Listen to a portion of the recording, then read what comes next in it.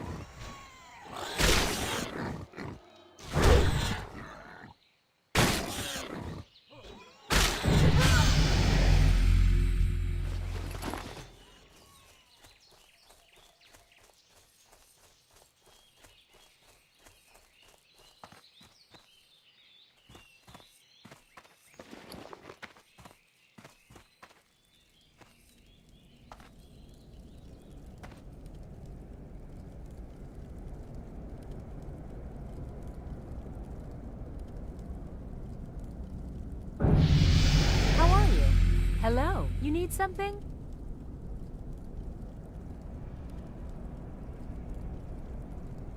Hey there.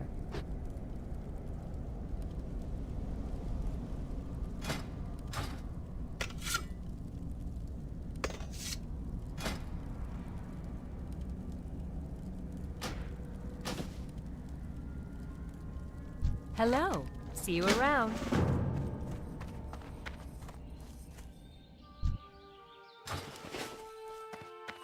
Looking for something specific? Have a good one.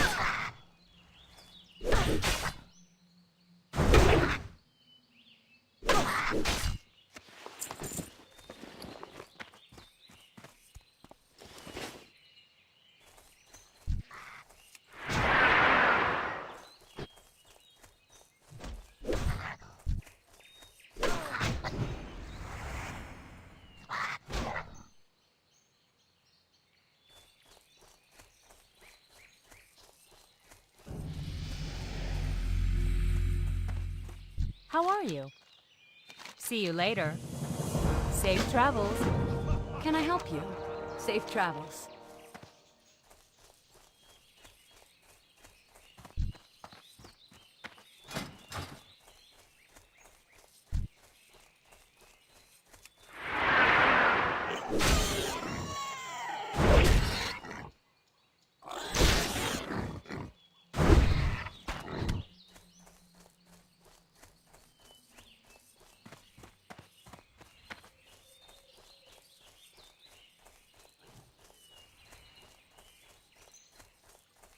You need something? Safe travel. See you around.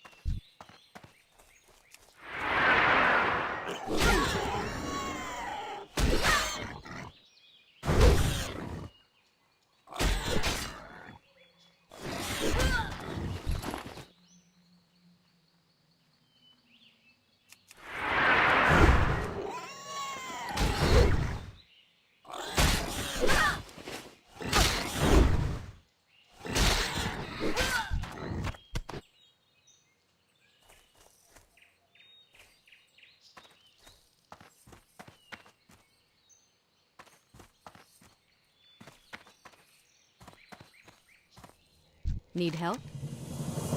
Be careful. Safe travels.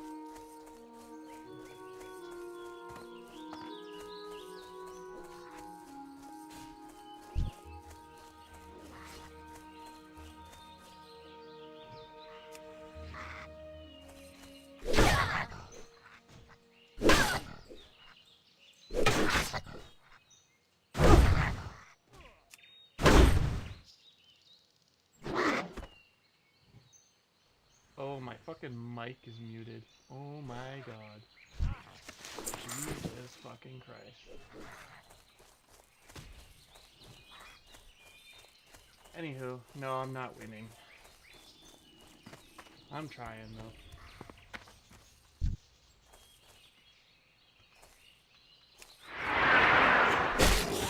Oh fuck no.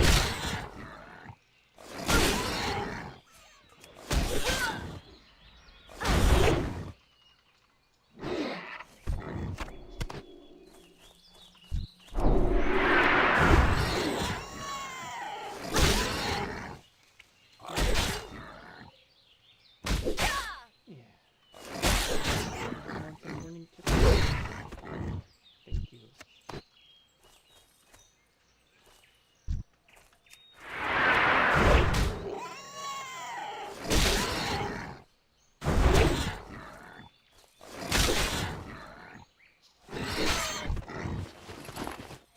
Big lightning. Oh, she doesn't know what to think of my new.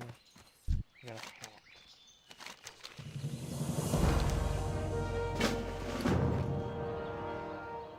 Oh, I didn't get the hat.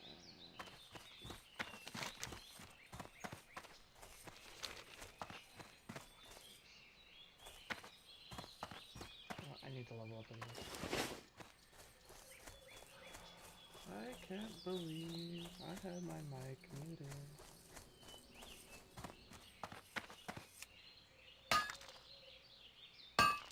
Fuck off, gnome.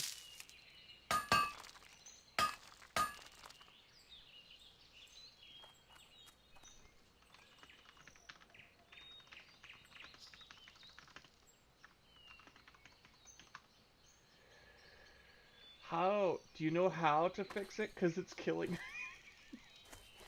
How do you fix the better vendor price? I even have like a bug swatter that's not doing shit about it.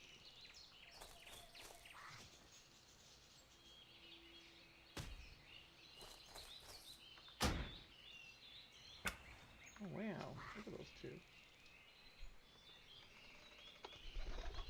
Okay, chicken. I know you're spooked up on my new hat. I'll be wearing a hat, period.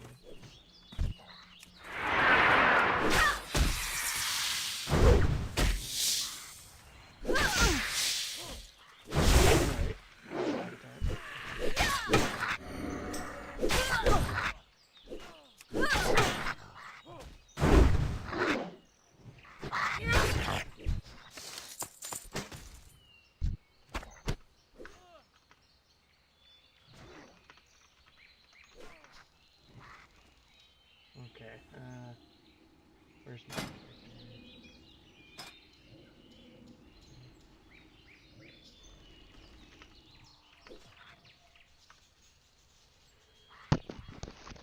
Oh, that might be because my boom's way the fuck over here. But, thank you for the heads up, because then I could just boost it a little bit on the OBS. The OBS.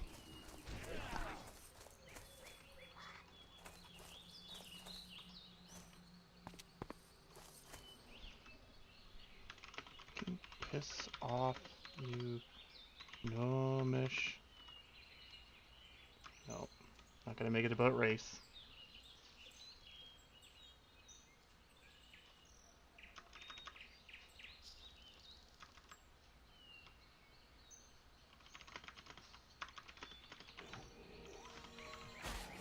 No.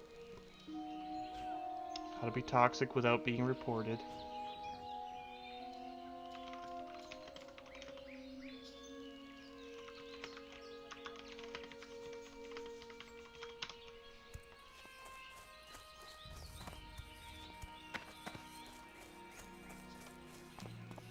Man.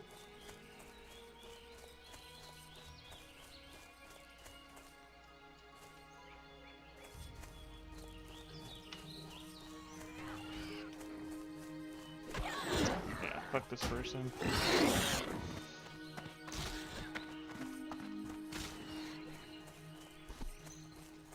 Yeah, chicken.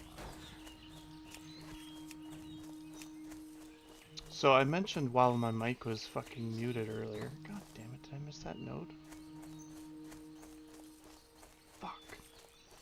that I got to level almost 18, but I got to level 17 warrior. That's the highest I've ever been. It's doing really good until I got into this Trog cave. So I don't know if you're familiar with Classic WoW or Alliance. I don't normally play Alliance. But in the Dwarven sort of second or third tertiary leveling zone, there's a cave system with like Good day to you. Trogs or whatever. What can I do for you? They head smash you, they stun you, and they run away and get reinforcements. There's also like shots Hello. in there. They're like range See you past later. you. Safe And for a travels. warrior, that's just not a good time. See you later. Have a good one. I was doing alright in there once I realized that all I have to do is like just keep hamstring on them, and I usually end up fighting one, maybe two of them at a time. And I was like 2 levels ahead of them. Because they're like level 16 or whatever, and I was 16, and I was like 17, almost 18. But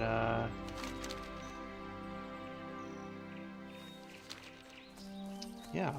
So then I saw a pally that was lower level than me, and like they kind of aggroed, or I aggroed, I'm not sure. But there was some mobs that like circled around, and like they all just swarmed.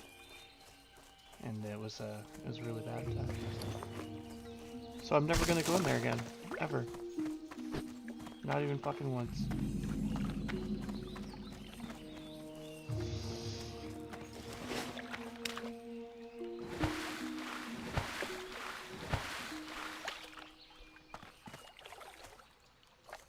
I should go check to see if that note up there's ready.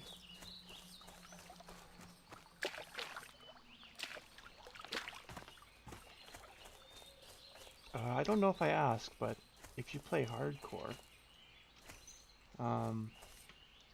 let me know how you feel about the new PTR, the rules. I like them, personally. I'm not a long-time hardcore player. I was just like, this is a thing? Question mark? And I also like to be a masochist.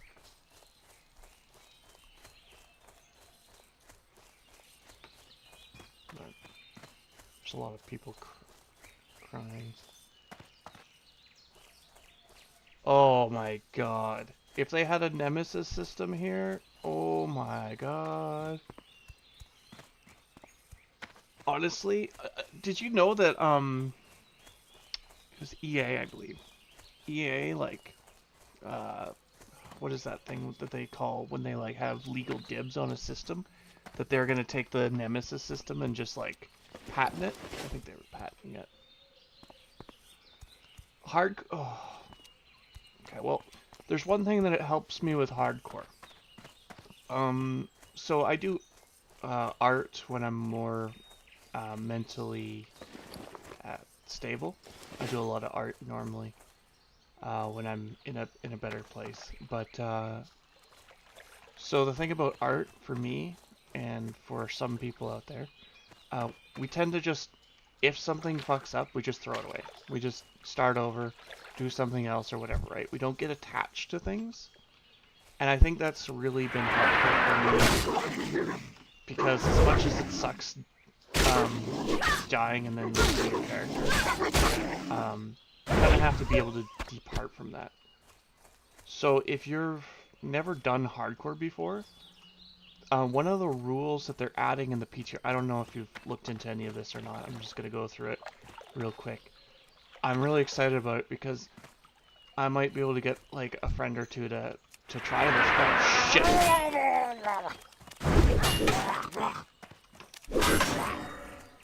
Come on. I got this. Fuck you. I got you.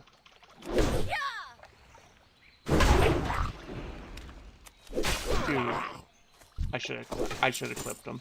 I should have stuck him. Fuck.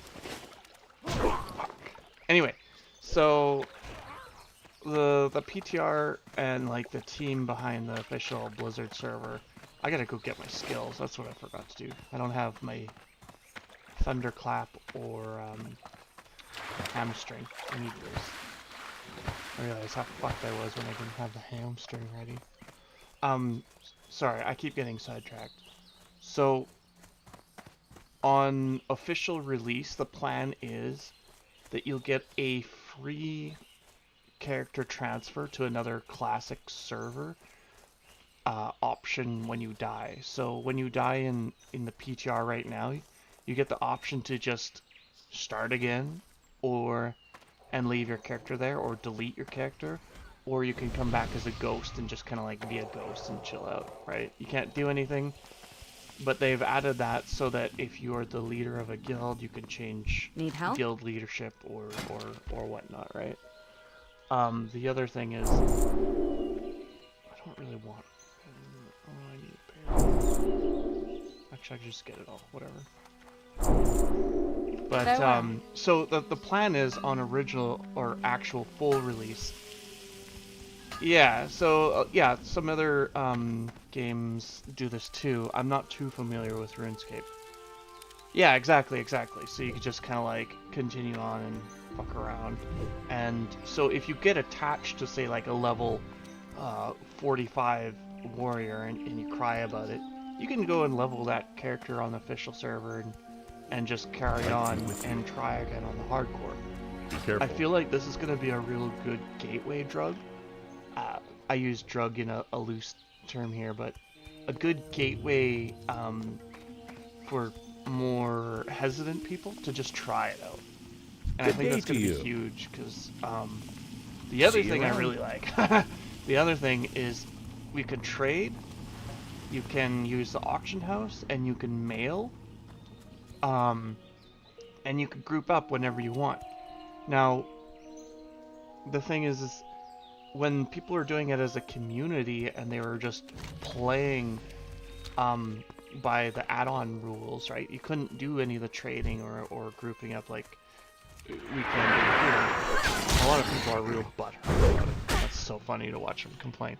But like, they were playing on a server where there was classic characters that weren't playing by those rules and they were just being casual, right?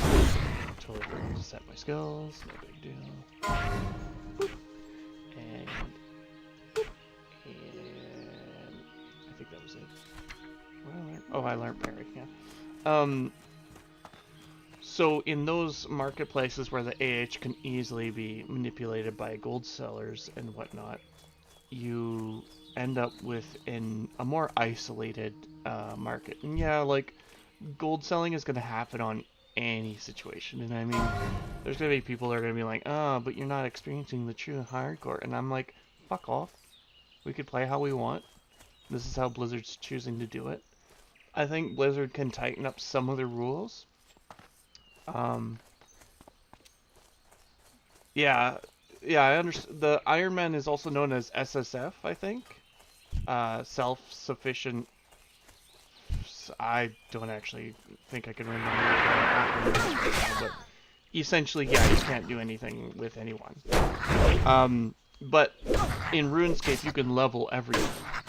Where in World of Warcraft, you can only level enchanting till you need a new rod, and to get a new rod you need a blacksmither, and you can't do blacksmithing and enchanting at the same time without getting mining or buying materials, which you can't do if you can't trade.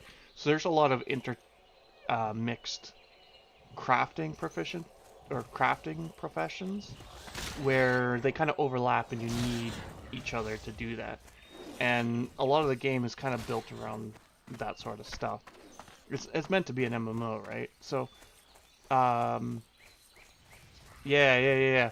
So, like, if, for example, if I were to play, like, so I've played a lot of MMOs, but, like, Final Fantasy XIV, I would totally do a self-sufficient, hardcore mode in that game, because I can level literally everything and just be like, I wouldn't even leave town until I was like master crafter and already built all my gear for my first job and have all the fucking things I need.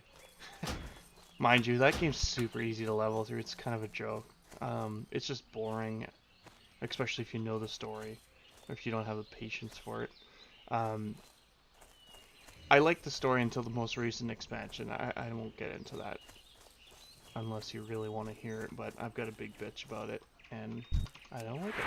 But, so yeah, the intermixed professions and stuff. There's also the whole thing where like there's quest mobs that you kind of have to share sometimes. Otherwise, you have people just lining up and waiting, and you know that one rogue that's gonna come in and snag it when it spawns and like spawn camps it. Like that shit's gonna happen one way or another. Like being able to group up for a special named mob in the open world, just so that everybody gets like 5 people get the credit for the kill, is pretty big. And like, yeah, people aren't gonna die to that mob probably, but like on the other hand, so it's usually when you're out soloing that you fucking die.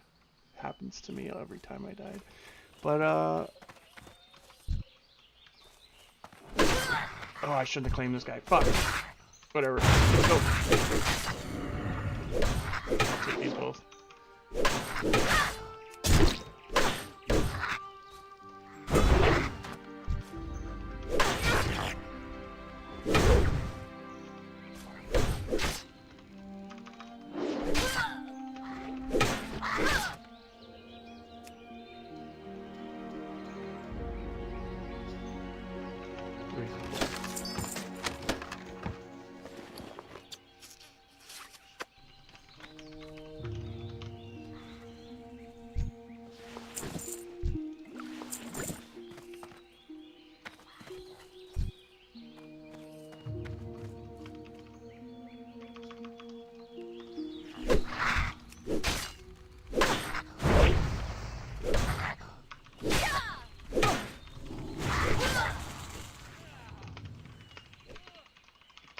Okay. Yeah, there's two sides of the argument that,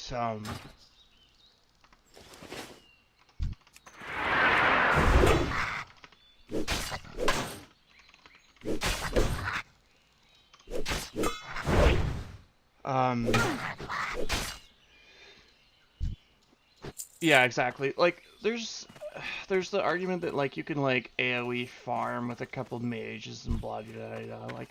Like, you can't, like, people are gonna find a way to game all the systems all the time. And I like the idea of the self-sufficiency, but the game just doesn't support it unless, now here's a big unless, if they let you play a self-sufficient character where you could level up every profession in WoW, I would be like, okay, let's go. I will farm the shit out of all the professions. I will fucking get all the cloths, make things to disenchant. I will fucking mine the nodes, build my gear. I will enchant my gear. I will make my own food, and I will make my own potions and all the shit. Like, I would do that, and I would cry when I die in level 22 or something, but it still would be like really cool because you'd be self-sufficient and in the truest form. There are people that really feel like that they want to stay with the self-sufficient, and they feel that like that's the way they want to play it. And like the add-on, so there's like a add-on with a whole website and Discord and all this stuff, and you could go through their app and just play that way, where you can't even do all the things that you can in the PTR here. But I don't know, like when they complain about how Blizzard's gonna release it, but they still have their add-on so they could play it how they have, or like play their elitist format. Like if they want to do that, they could do that. No one's stopping them. It's just crazy that they're just gonna bitch and moan. It's like people complaining about like, what's another, like whenever there's like a thing that assists people to be able to play a game, say like difficulty settings, like those people that play like Dark Souls and they're like, oh, you cheese this or whatever, or oh, there shouldn't be an easy mode. It's just like people just want to play. That's basically it. Yeah, RuneScape I've heard is super like you could do a lot in RuneScape. Yeah, exactly. But they, you know, that it's so the self-sufficient hardcore mode players are like fucking vegans. they'll let you know that they play that way. It's like you can't escape it. They're just like, oh, but I don't do this. Oh, blah, blah, blah, blah. It's like, fuck, dude, no one cares. Yeah. No, I think the biggest thing, I've never really gotten into RuneScape because I was lucky enough to get the first MMO I really like spent a lot of time in was Final Fantasy 11. So that's probably where my masochism began. And I played it on the console, PS2, with the extended hard drive on the back.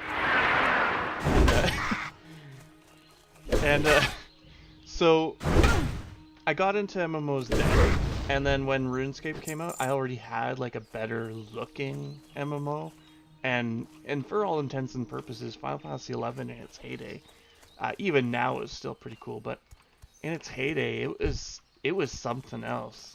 And then I eventually got into a computer, and when I got my own computer, I got a computer that could play like other games, and so I never got into RuneScape. It was a real good access point for a lot of people who had like middling to kind of potato PCs, and the easy access to it was phenomenal.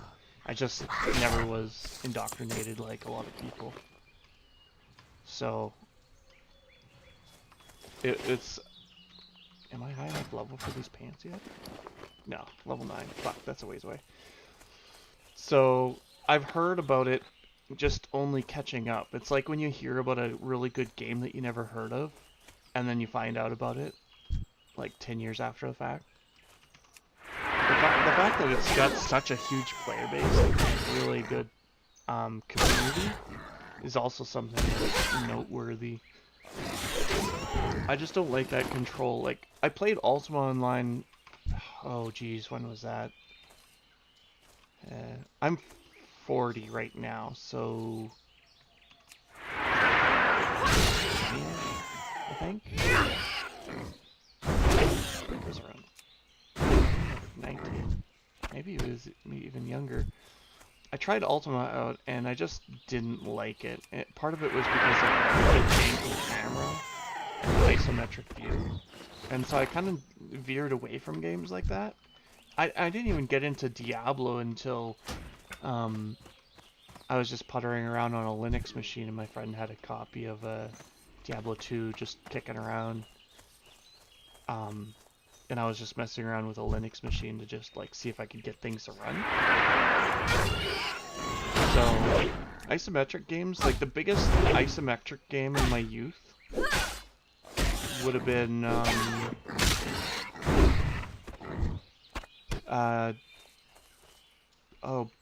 Baldur's Gate Dark Alliance. That's when I was like, oh, this is an asymmetric RPG, wow.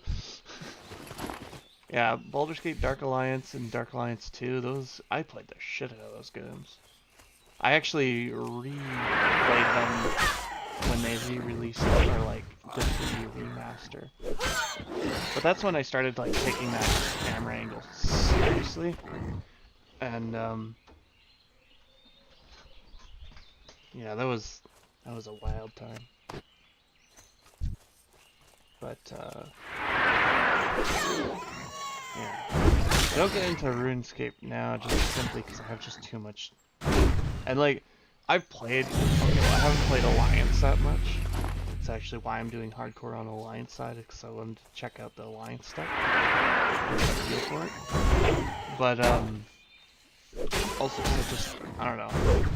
It's just like chicken soup. You know, when you play a game like so much that like you just look and hear the sounds and the items and like the drops and the mobs and the animations and the squeals of the pigs are just all like ingrained into those like 4 fucking molecules in your brain that just keep going around in circles, and you're just like, ah, this is the stuff. That's kind of where it is. But I kind of feel like, well, after Wrath of the Lich King is all said and done, like the classic, I'm not gonna play classic Catalysm. Fuck that. I have no interest. I know a lot of people are like, oh, you should give Catalysm a shot. It's really good. Blah blah blah blah blah blah blah. I'm like, nah. I just don't wanna. I didn't like it when original release for Wrath. I only got through half of Wrath, and then kind of got a little bit crazy for a bit. And then so I stopped playing, and then a friend at the time was like, "Hey, you should really check out Catalysm. It's gonna be great." Blah blah blah blah blah blah. I bought it. I bought the whole like the box. Back when you buy a box for shit, and then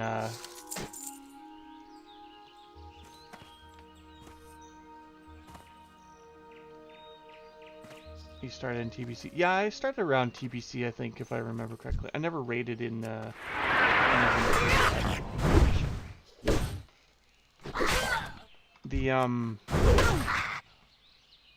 bought the expansion. I bought like 3 months of game time because at the time I would buy game cards at the computer store.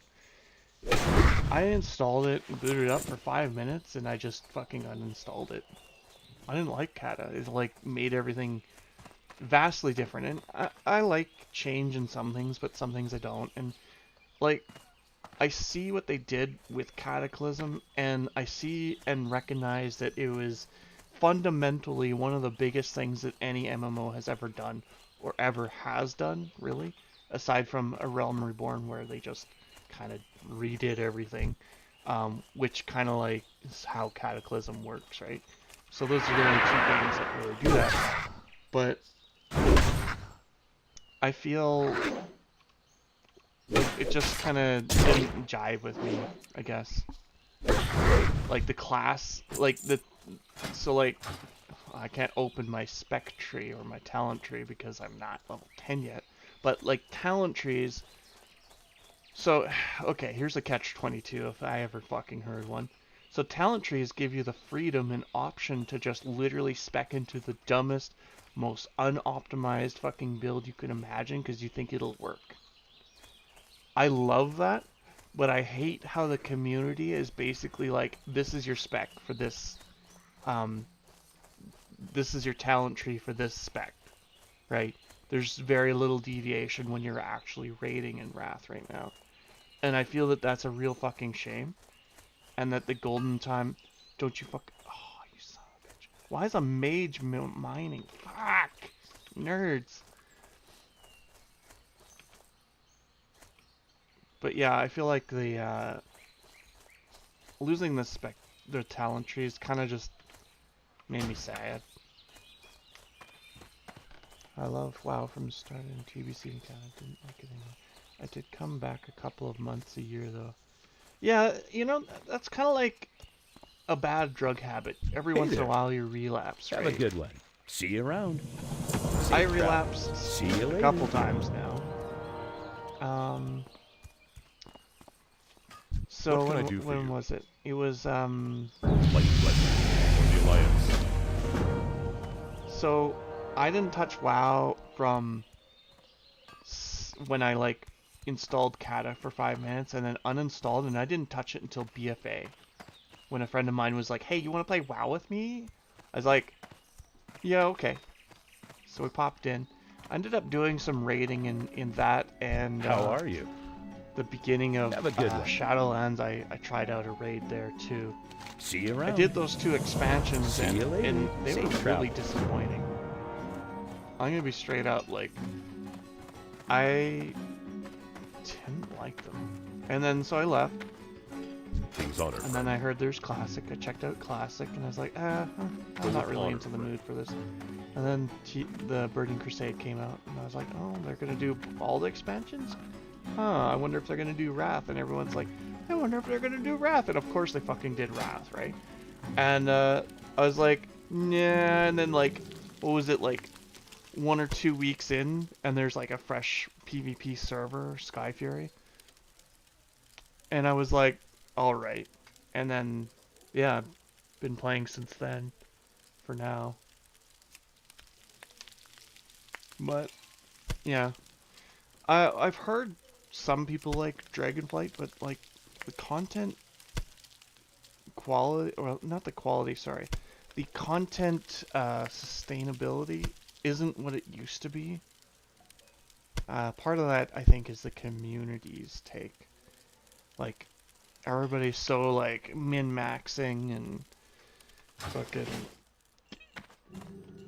always beelining to the end point so they could do end game, which is the real game. Oh, I forgot to bring out my chicken. I don't have a chicken! Fuck! Alright, my last warrior had a chicken. Hi. I have a macro to get chickens.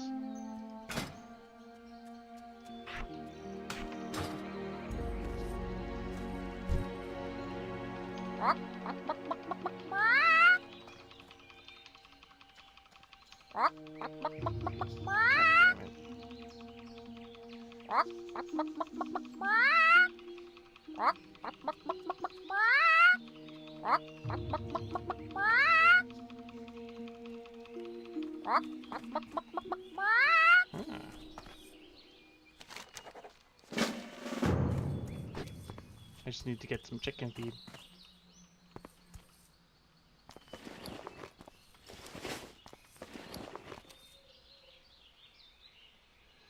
You liked Dragonflight up until Mythic got hard, and then your friends started being super sweaty. Well, I mean... And then so you unsubbed and will probably do hardcore. Yeah, I would wait until hardcore releases, if that's what you're thinking about doing. Unless you want to get sweaty in Wrath of the Lich King. But even then, you'd have to play a whole catch-up game, which is annoying. So, I wouldn't fault your friends too much, because, like, I've found that some of my friends currently and in the past, we all got different levels of, like, commitment or,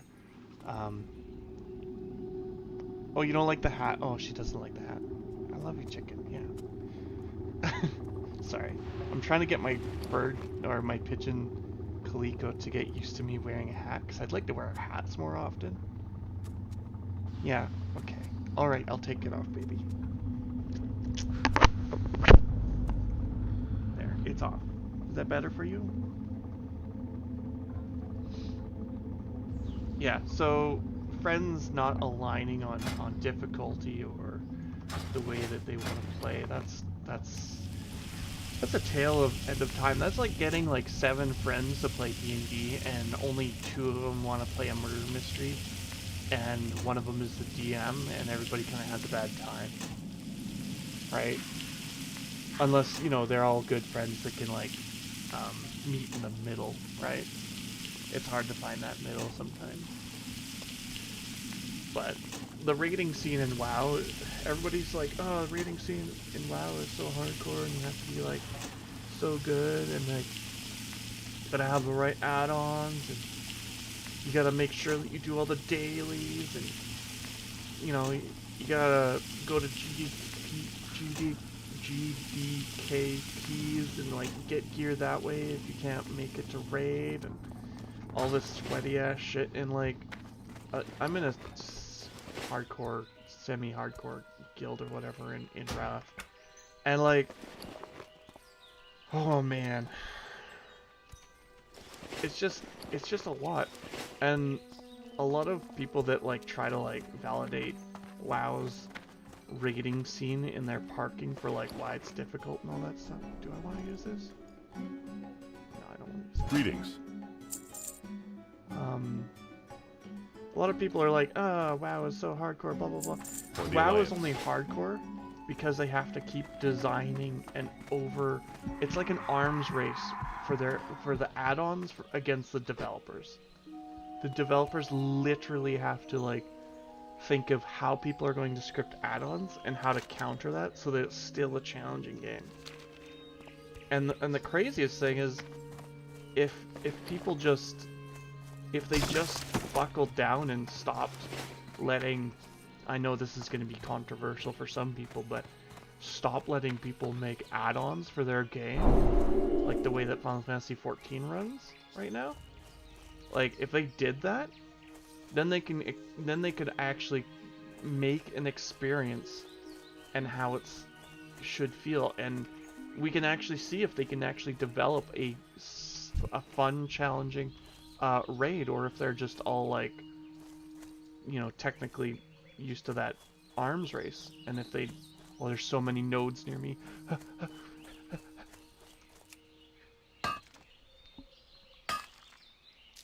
Hi, chicken. Oh, now you give me kisses because I'm not wearing a hat. Thank you. Oh, that's so sweet. Thank you.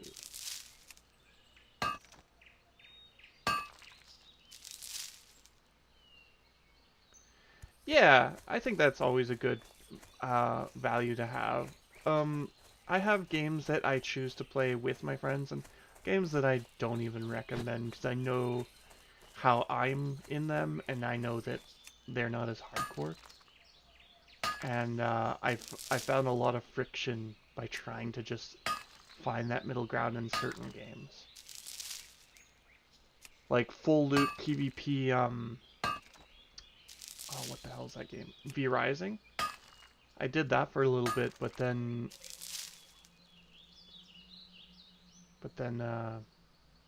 yeah. It almost ruined a friendship at the time. Because I was being way more sweaty about it and worried about the repercussions about losing our gear and shit. And they weren't. And I was upset about it. And they didn't have the same amount of emotional or personal investment into it. But finding games that you can play together is always good. It's always good. Yeah.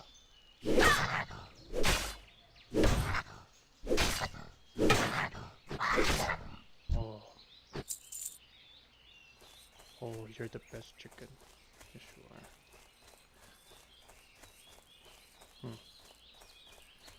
Oh, you really wanted some pet? You wanted some pets?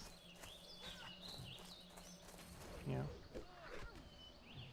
Oh, she's being so sweet right now. It's ridiculous. I need to go into this cave, but I don't want to do it when I've got, like, I'm petting my bird at the same time, because that's just one-handed gameplay, and that's not safe in there. Okay, is that good? Good? You got enough pets? Yeah? Okay, we go into the cave then. She's just gonna, like, clean my eyelashes, I guess.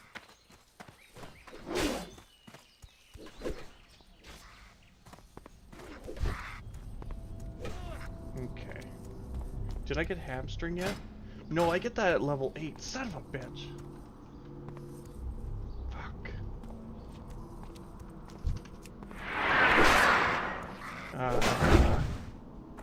I'm in a bad situation.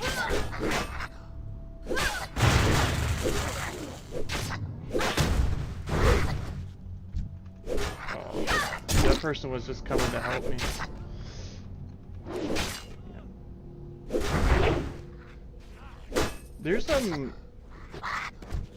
There's a lot of resources for people to like look up in the YouTubes and all that stuff for like what classes are easier and which classes are harder and hardcore. And anyone who's played like vanilla or older WoW, they kind of know, right? Because they kind of remember those classes' identities.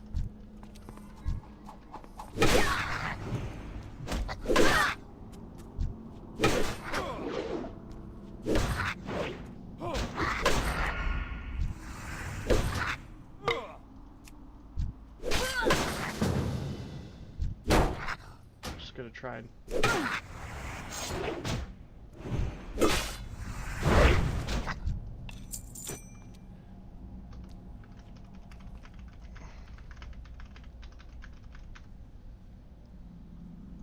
yeah.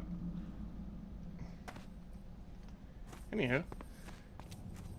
But yeah, I don't think Warrior's as hard as like well, okay, I haven't leveled it yet, so I can't really say that. But it doesn't feel super hard. You just have to be picky with shit, and that's the hardest part. I'm not a very patient person, so I struggle. Okay, chicken. Okay. Oh my god. She's like, I have to groom your eyelashes. They are chaos. I need to remedy this. Oh my god.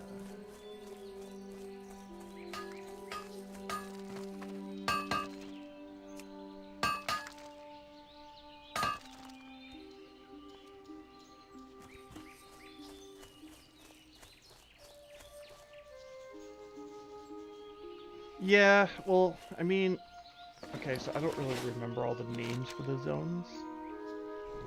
So what I've been doing is I do the quests in this area. And then I go up and I do these quests up here. And then I come back and I do the quests over here. And then I do the other one for the Dwarven area, and that's where I died last. Which was, what was it? This area? Yeah, in this fucking area, I think. There's like troglodytes or something. Fucking goblin, I don't know. Assholes. They're fucking assholes.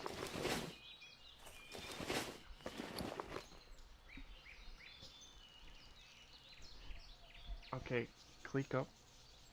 I love you. You're so sweet. Thank you. Alright, she's obviously been pent up. Oh, I should probably go hand that in.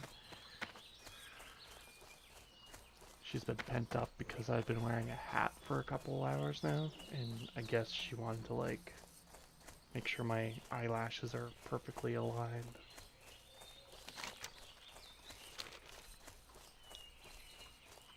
Yep.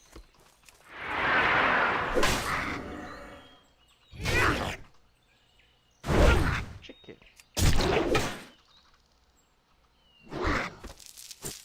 Oh, the other nice thing about the PTR rules is I actually have a level 10 mage, and I make myself fucking bags by sending them materials. So if I die, I can safeguard a couple items. You need something? And some bags so Have that a good I'm not one. completely starting over. See you around. And I mean, some people are gonna be like, "Oh, I can't believe you've done this. Why would you do this?" No, you're breaking the sacred covenant of Hardcore. I'm like, dude, it's hardcore. It's hard. Hello? This is my middle ground. This is nice. So when I die at level like 17 or whatever, or even later, it's like I'm not completely fucked. I have some sort of progression, like a roguelite or whatever. And I mean, you can't just refurbish your character back up to what they were. They have to level, they have to do their crafting and all that stuff. And even if you stockpile so much, if you die with your character on like the way that PTR works, if you die, all your inventory, all your stuff in the bank, all your auction house stuff, and all the mail that you sent, or not sent, all the mail, something about mail, all of it just gets deleted. So you lose a lot of stock as is. So I don't worry about it. Stuck on a fence post? Where?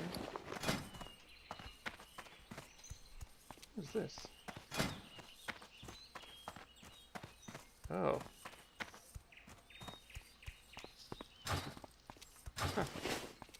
I've never used pawn before.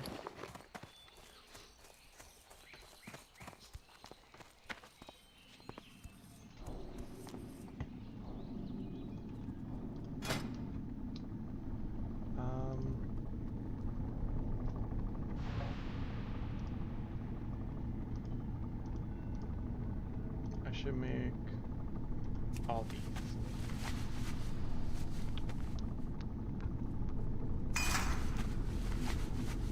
You're fat chicken butt, and I love you so much.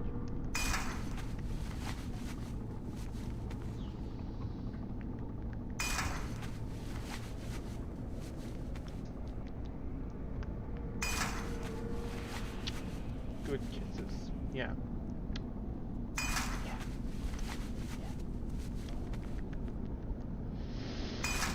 Smell good.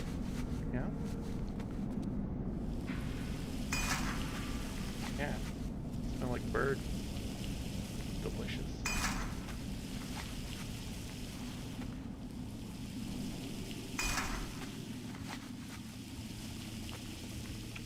Yeah, I feel like if you stage out like a couple different characters and like safely level, you'll eventually build up enough assets to protect your wipes that you can kind of like get caught up reasonably less stressed out about like say silver or gold and like bags and or gear and stuff like that. And like there's I could show you my alt actually.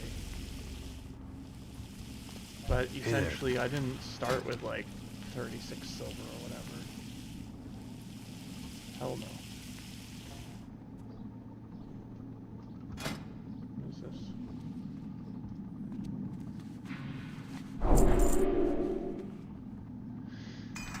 Be careful.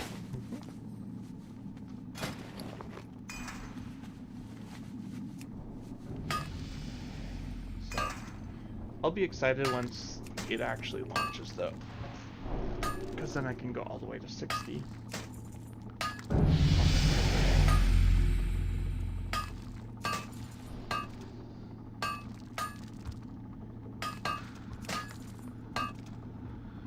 Rico, you are fucking unrelenting.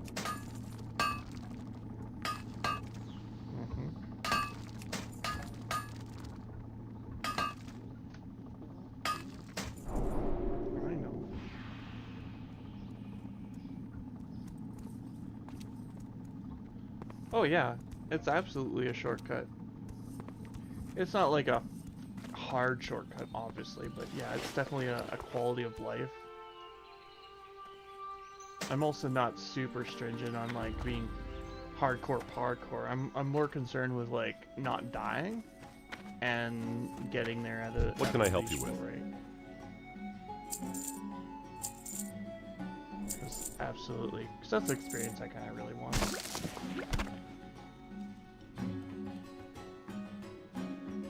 You use summons in Elden Ring, Dark Souls, and that's fine. I mean, they're summons. Why wouldn't you use summons? Hello? It's part of the game. Light bless you. I don't always agree that a game system is something that should be used, but for the most part, they're usually there for a reason, and they're usually there to benefit the player. Usually. I see this. Not always.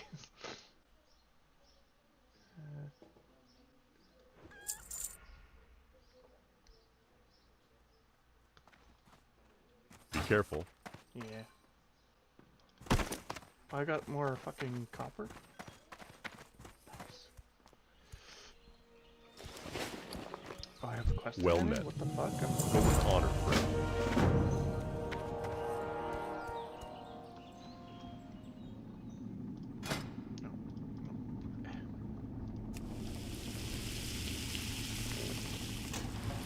You know, I'm a little bit envious of people who can play like Dark Souls series. It's not the difficulty that stops me, it's the anxiety.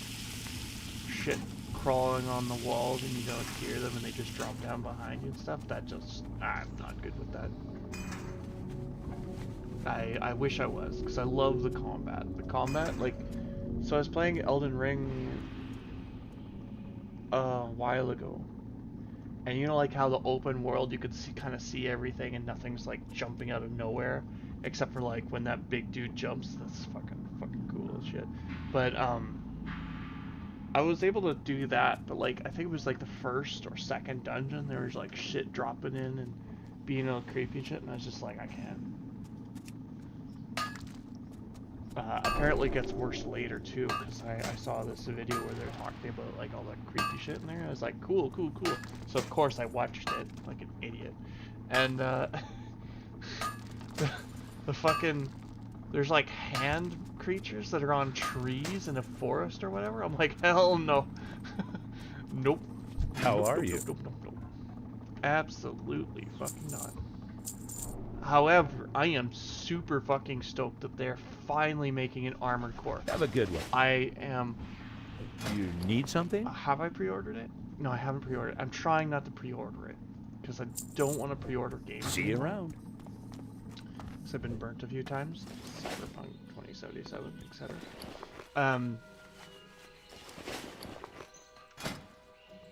But yeah, no, I love their attention to combat. I like how their combat feels. I like how challenging it is. But the anxiety stuff kills me. That's not fun for me. It's just not healthy. Well met. What do I need to buy from you? Nothing. For the Alliance. This quest.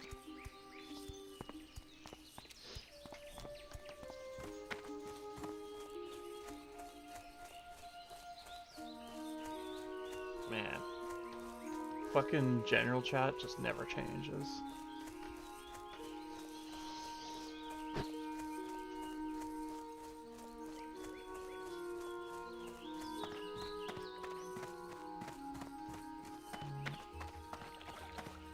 This mother has 2 fucking swords at least.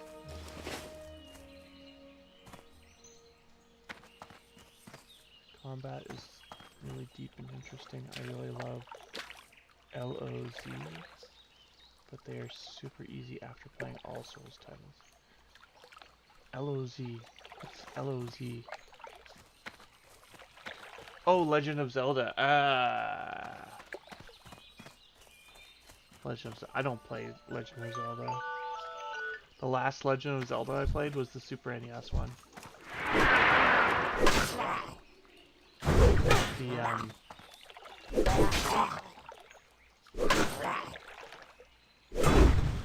Oh, I'm a queen actually, but thank you.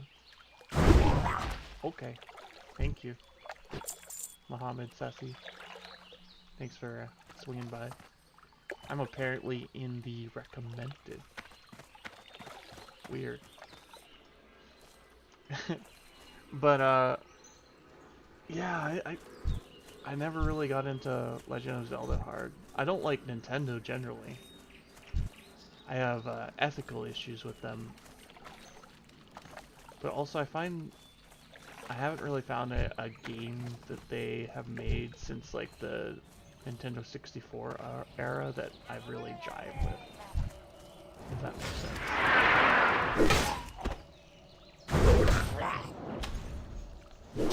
I'm curious to see how the new Metroid Prime turns out. Apparently that's been in development hell, but like, I'll give Nintendo credit, they don't like shipping shit. Even if I don't like that shit. Oh, come on, dude.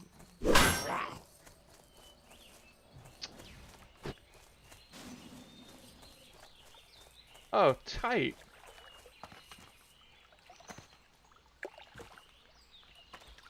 I think the only Game Boy game I ever played was like a Batman game and Tetris. Am I out of combat? Can I eat? Yeah, I can. I should probably put some food on my bars. Boop. Boop. Boop. Boop.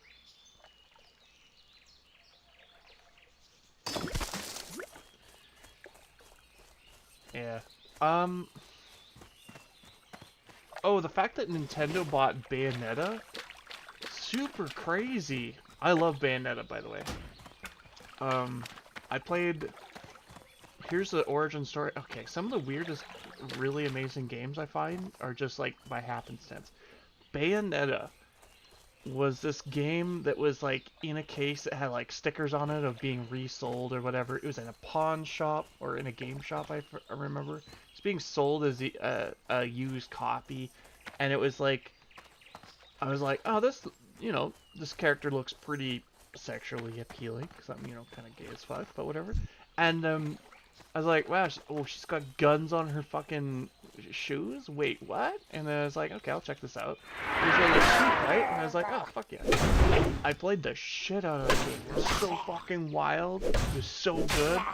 I've never played anything to that point. I had never played anything with such smooth combat, crazy bombastic combos, crazy. Well, okay, I played some games with some crazy stories, so the story wasn't super crazy, but like, when I found out Nintendo bought that, I was pissed. Because I was like, I'm not buying a Nintendo console. They gatekeep their content harder than fucking Disney, if that's even possible. Vaulting shit, I hate that shit. It's so anti-consumer. Forcing shortages on your products, that's so stupid. I hate that shit. But as developers go, like, the amount of space that, like, say, when I first heard about, what was it? Mario Galaxy, I think it was? The first Nintendo Switch game. When I learned how big the actual game's size in space was, it's like, less than 5 gigs. I was like, what the fuck? That is some optimized fucking development. Like, yeah, the Switch isn't very powerful, and yeah, Mario's pretty simple, but like, it's not a small game. They don't make small Nintendo game or small Mario games. Their Mario games are usually really like thick. Like they're just straight up big games. So when I saw that, I was like, what the fuck? What is this?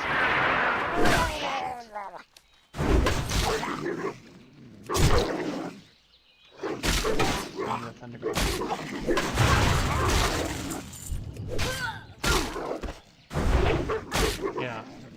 I have respect for Nintendo in some ways, but in a lot of ways, their business practices, I fucking hate it. I hate it so much. Pikmin, Mario, Smash, Fire Emblem, the old Pokemon. In brackets, the old. Like Red and Blue, when they first came out, I remember that. I was in high school. You know what I thought of I'll tell you what I thought about Pokemon when it first came out. I thought it was fucked up. I was like, you've got kids taking animals and pit fighting them against other kids with animals. What the fuck is this shit? I've never really changed that stance, really. At the same time.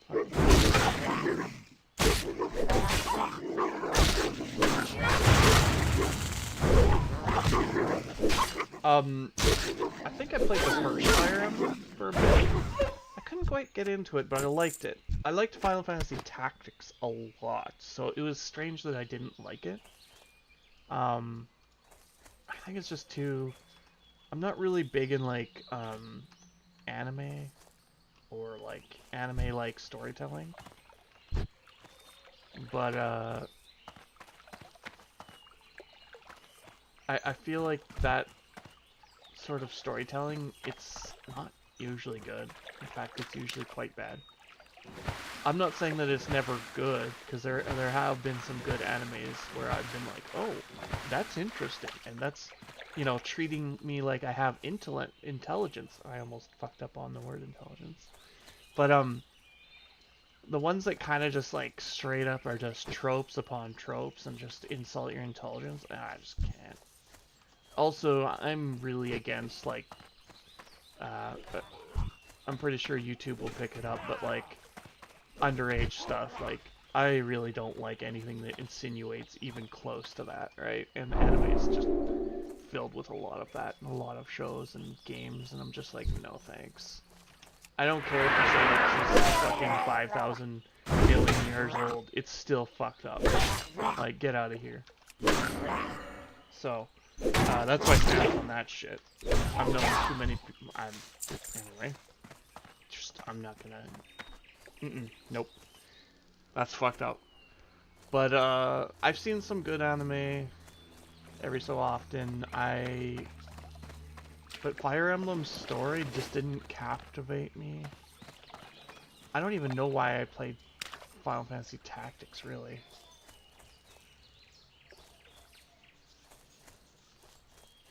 As an art form, yeah, stylized cartoons or animation, yeah. I think there's a lot of really good-looking animation that's come out of anime, but it's usually not the standard. The standard is super cheap shit. I used to watch a lot of anime back in the day. When I say back in the day, I mean like 1998 to like 2010-ish, maybe? I wasn't super crazy about it, but I watched what I could, because back then you didn't have like Netflix, HBO Plus, Disney Plus, fucking every streaming thing on the fucking planet. You didn't have an overabundance of content. So you watch what you could. You know, you'd buy a DVD set, or you'd pirate something that would take like all night to download. Like, that was the shit back then. But the yeah. There's good anime and there's bad I supply anime. only the I finest goods. Go with honor, friend. Castlevania, Death Note, Cyberpunk, Edge Runners, love it. Yeah, I don't like most of those actually. I'm sorry, I'm gonna disappoint you here. Now, I could go into it a little briefly. I won't destroy it for you, so I won't like ruin what you like. And what you like is what you like. It's subjective. I'm not gonna say you can't enjoy this piece of media because I said it's poo. But I do feel like the Castlevania animation specifically was really choppy and cheap. Some of the shots were good, but like from just an animation standpoint, what am I doing at this speed? Nothing. I'm doing absolutely nothing. From an actual standpoint of animation, Castlevania was pretty much a letdown. Death Note is basically from what I remember, because I don't remember it being very good from a story standpoint, so I just kind of didn't remember it. But from what I can remember, the animation felt pretty cheap too. I didn't like it. Cyberpunk Edge Runners, oh my god. I expected more out of them. That was done by Trigger. Trigger is an animation studio that I actually was like following. Even to this day, I'm curious to see anyone who hires Trigger for a project, because their animation, like one of the first thing that I saw from them, was it the space thingy? The first thing that I can remember anyway is Kill la Kill. Now, Kill la Kill had a few problems narratively. There was a little bit vagueness on like some of the like, I don't know, the insinuations and stuff. They were, however, you know, high school students, and they didn't really do anything, or they didn't have any like weird ships or anything that was going on, or no harem tropes. So I was really grateful for that. It was mostly a story about sisters and family and clothes, but and aliens. But whatever. The craziest thing about Kill la Kill was the animation. Sometimes it was super cheap, but what they did with it was amazing. They also did that furry animation with the oh, I can't remember what it's fucking called now. There's like a raccoon or something. I don't remember.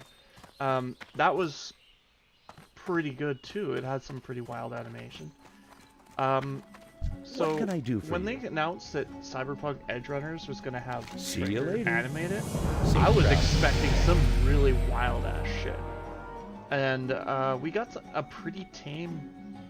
We got pretty tame animation. How some are of the you? effects and stuff. Have a It was good just one. like they kind of like did some of the stuff that they did, like I think it was like the pavement circling crush and stuff like that, like the gravity thingamajigger that they had. That was like like for an effect pretty good, but like the animation felt pretty reserved. It was really reserved is what I'm trying to say. And I think they could, if they were given the license to just go ham, I'm sure they would have made something phenomenal. But I feel like they were really kind of like, what's the word for it? They were really kind of like pigeonholed. It's like working with a bigger IP or license, right? If you're not working on your own project, you have to follow some guidelines, and you're gonna get a lot more check marks where you gotta get proofread and things have to be cleared and all this shit. I also feel like that's part of the reason why the story in Edge Runners was really kind of eh. I didn't like it. Wasn't really good. The conversation about like people getting augmentations and going crazy and like the weight of that and like the amount of modification to your body and all that stuff can weigh on a person. I think that's a pretty good topic, especially for sci-fi and cyberpunk, but I feel like it just didn't do it. It's very unmemorable. But yeah.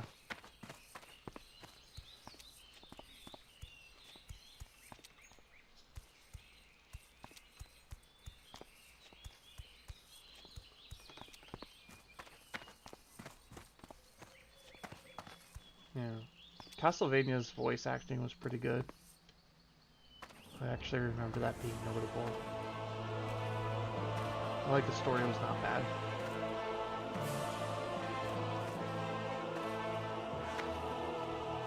I'm just trying to remember now if I've seen anything recent enough to be considered recent in anime that was any good as far as I'm concerned. You know, One Punch Man was made after Kill la Kill and after that. Yeah, for sure, for sure. If you love cyberpunk, fucking nail it to your deathbed. All the power to you. The first season of One Punch Man, that was some really stylized fucking animation. I really like that. They pushed a lot of shit.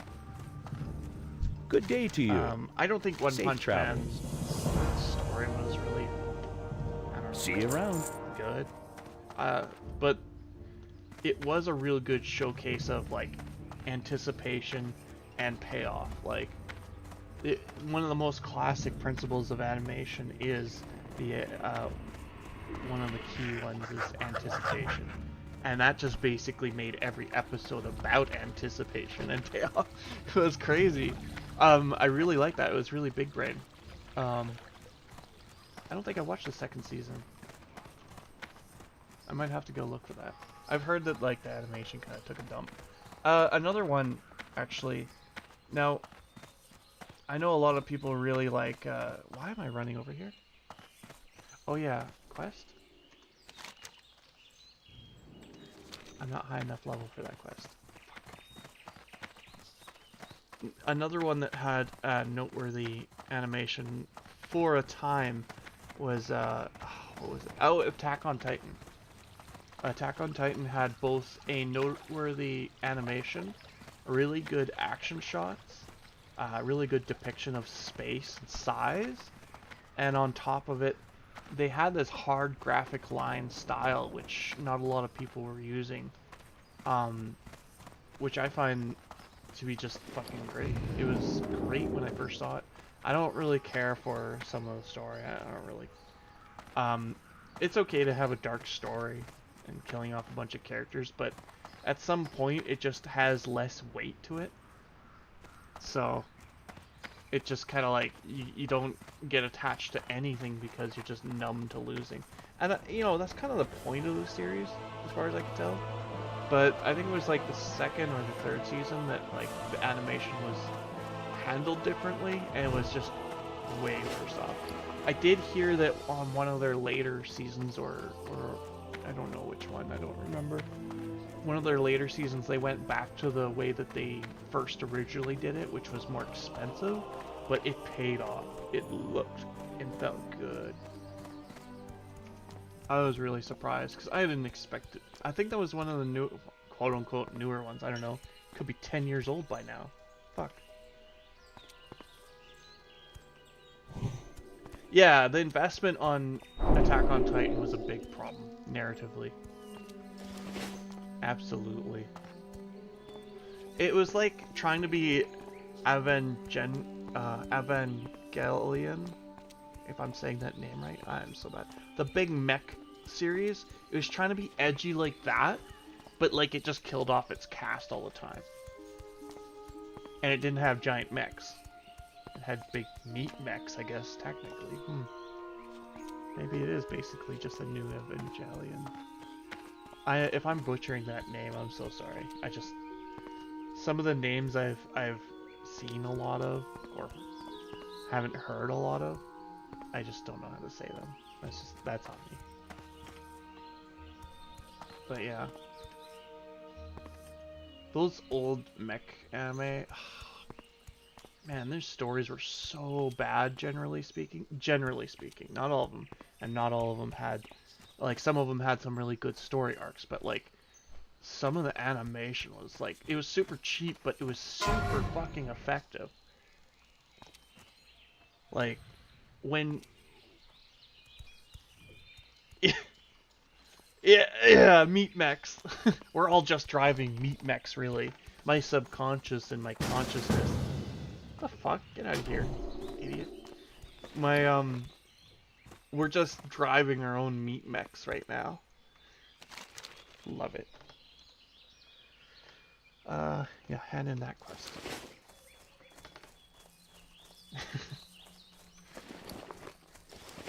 Yeah, some of the shots were all, like, even like just like steam venting out and things shifting was like, it's super easy to do, but it's so effective. I don't know. It's...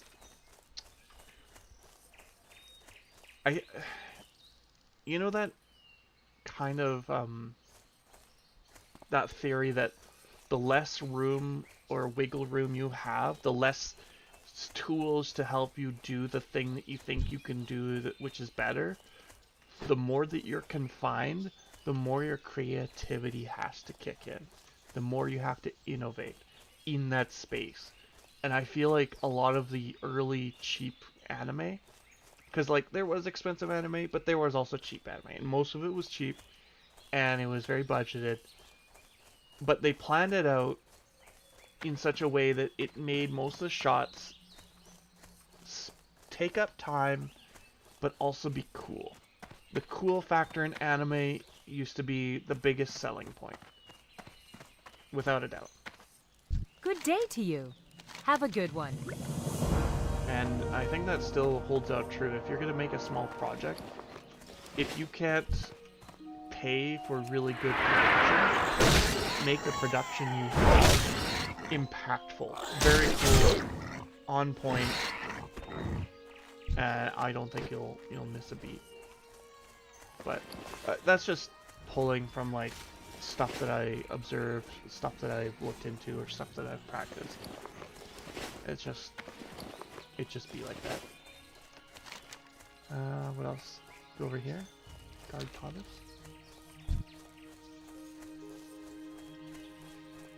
Yeah.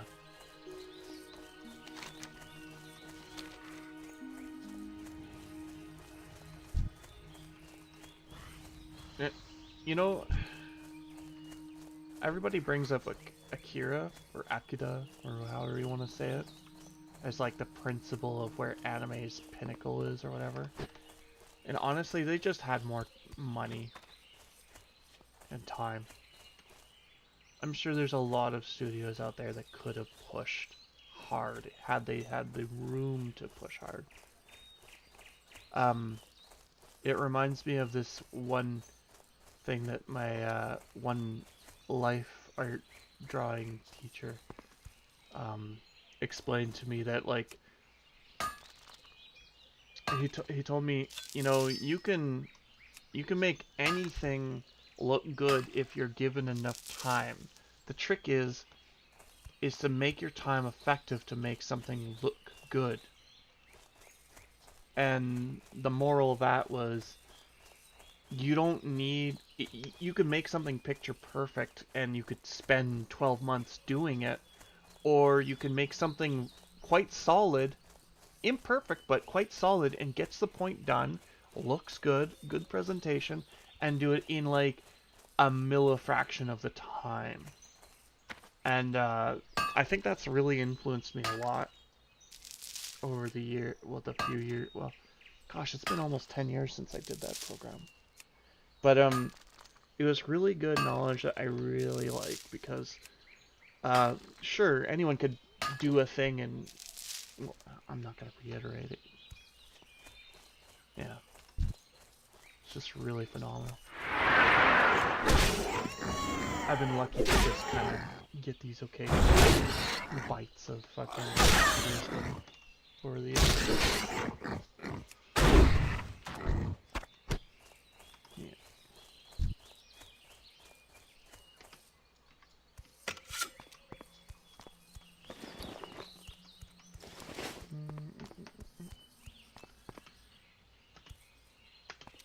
Yeah.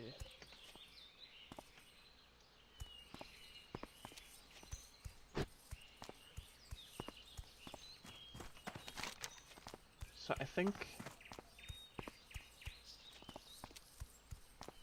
so it's a bunch of, I know what I gotta do. I gotta find the guards that died, kill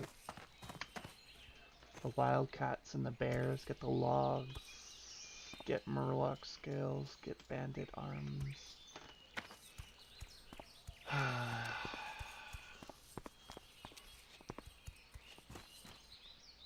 I've done this zone so much in the last few runs that, like, I feel like I kind of know them now.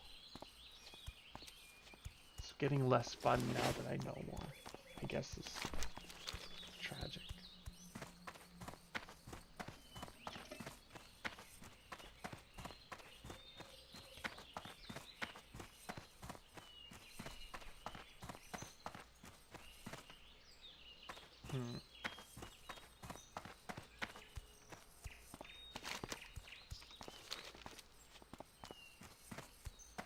Oh, I should be able to get, hamstring. I should go do that. Fuck. I could get the quests and then I can backtrack and kill mobs on the way. That'll do it.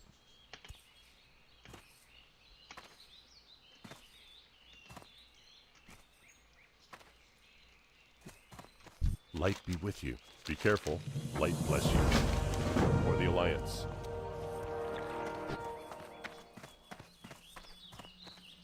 It's still unnerving when I'm playing Alliance to not hear, like, for the Horde!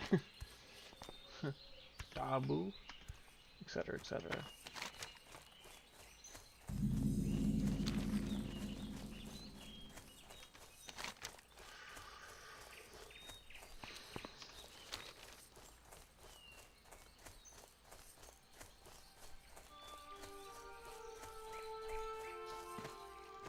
Well met. Farewell. The chicken's all fluffed out like a loaf of feathers right now. Just soaking up the nice breeze.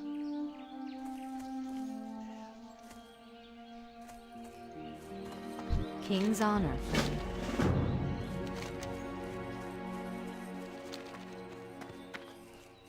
I should be able to cut over and get that one amulet thingy.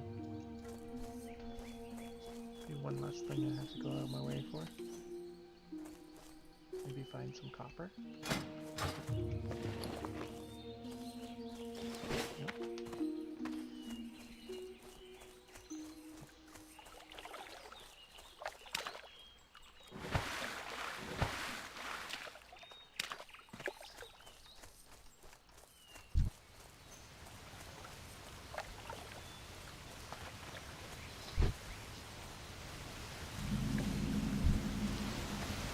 But you know what? Speaking of thinking about cabbage, I'm thinking about force.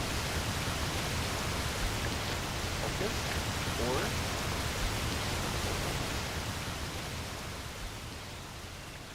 this is my ore.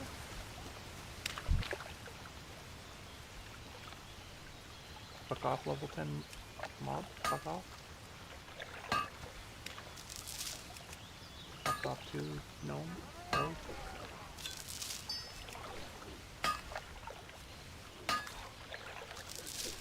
Just like fucking ranger mining. That new expansion for the Cyberpunk 2077. A big part of me is just completely disappointed by that game. But a small part of me, albeit still a part of me, is curious to like try it out. The system changes. I'm not gonna buy the expansion. It just sounds like a Escape from New York or Escape from LA fucking setup where you gotta go save the president. That doesn't really appeal to me. In theory, that should be more exciting to me. I'm just not. But the new system or enforcement system, being fighting system, being able to do vehicle combat, I am curious about that stuff. But it's only small because it's basically GTA but in first person view. And like, I don't know, there's only so much that GTA excites me. It's good for jumping in and just kind of like fucking around for a bit, but after a bit it's just more GTA. I shouldn't discredit GTA like that. It does have a lot to offer, but yeah, you have to be in a mood for it. It's like, are you in the mood for tomato soup and a grilled cheese? Not always, but it's really nice when you are.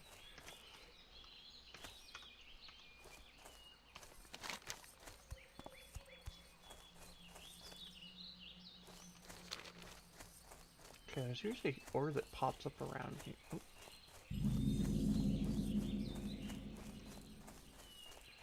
Will I be so lucky?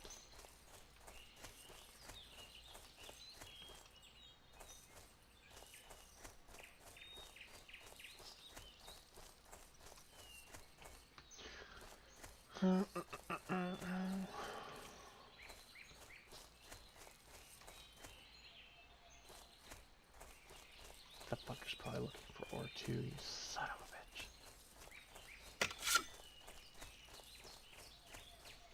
Just like friendly player kill.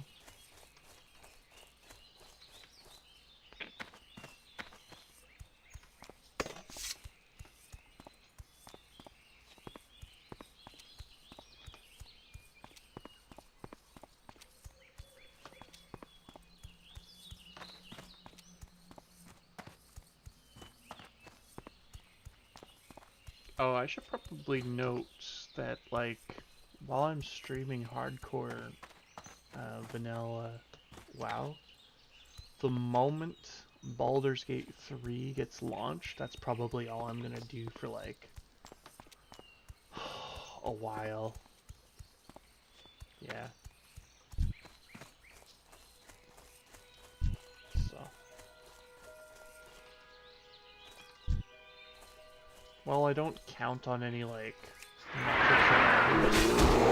In fact, like, the amount of views after that. Well, I started streaming on YouTube because I just don't like Twitch anymore.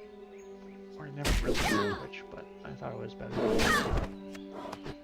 It's for the clipping system, and, like, what you could do with YouTube is a little bit more,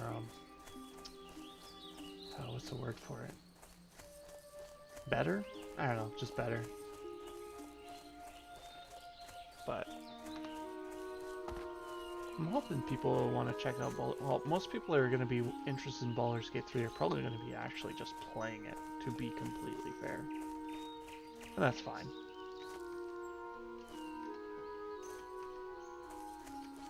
If I really wanted to worry about getting viewers, I'd just suck it up and play, like, the Dark Urge and, like, go around and murder hoboing everything. People don't want to play a disgusting character, but they are morbidly curious.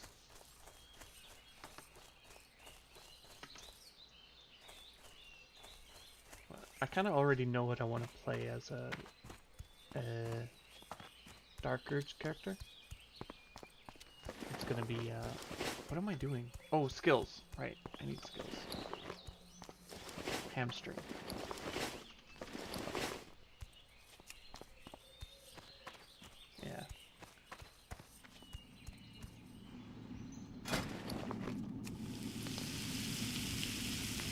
guess the only thing I don't know is what race. So it'll be a necromancer.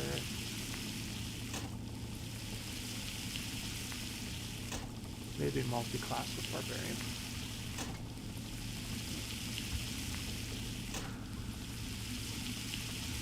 Or cleric.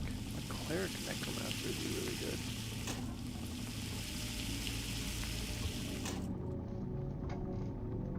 A lot of people don't think of clerics as like Hey there. evil clerics, but you can do it. See you later. What can I do for you?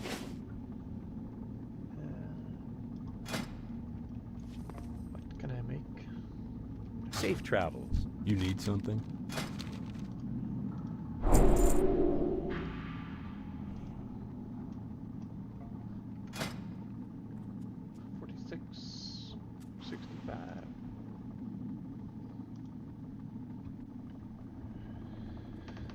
Oh, for sure. Thanks for swinging by, Jackhammer. I always love a good, engaging chit-chat. And I hope your work is, good. As good as it can be. If it's bad, and if it's great, then I hope it's amazing.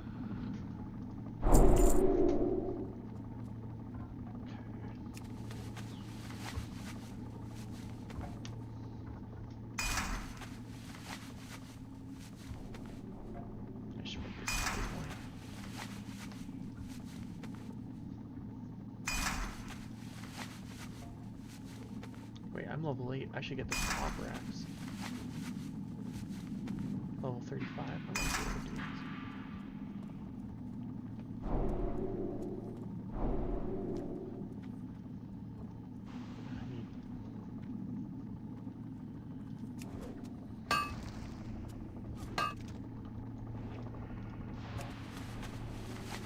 Let's try.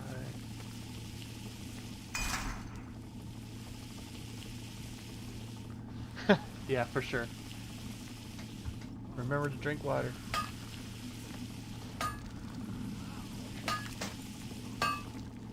Okay. Is it ruined? No. It's these pants. Don't I already have these pants. No, I don't. These are level 9. These are level 8.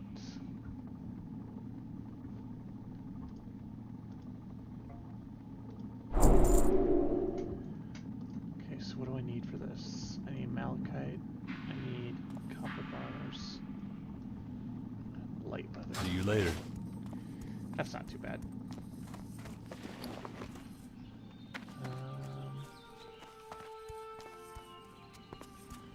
Let's see. I buy and trade.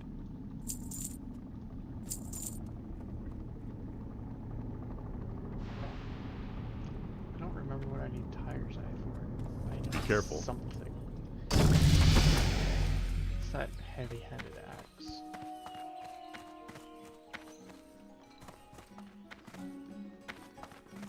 Could be.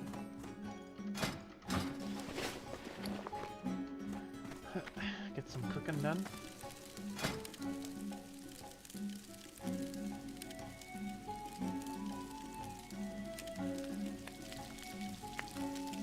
I think it's level 10 that I get spiced full.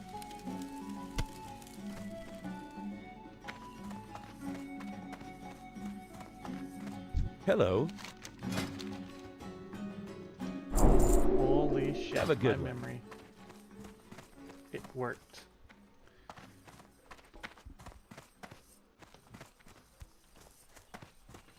Heckin' nice.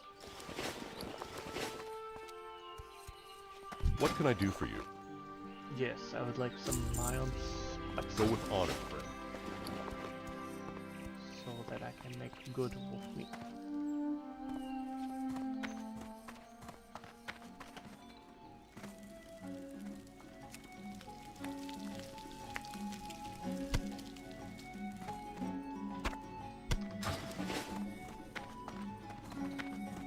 I think I should just buy a flint and wood and be done with it.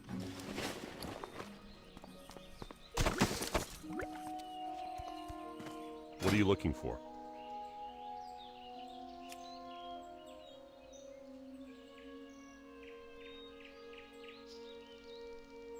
I mean, I don't need this recipe, but I'm gonna grab it. Fuck it.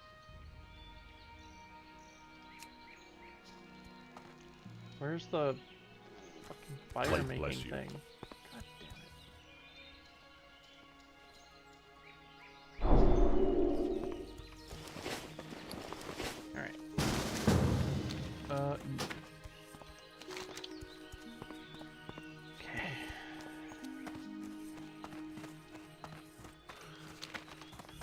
Okay. It's gonna be a bit of a grind. Let's see, what time is it? It's almost 1 o'clock. I should actually take a break soon. Fuck. We gotta go into town soon. Was it 2:30? I needed to.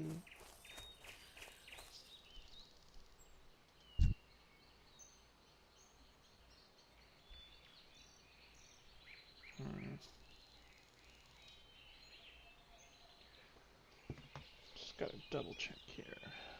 Let's go. Okay.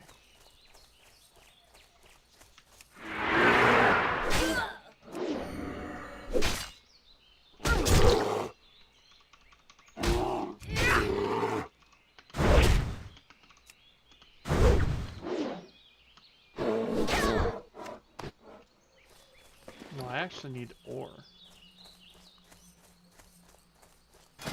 So I can make this axe. That's what I need. Let's go just buy it, I think.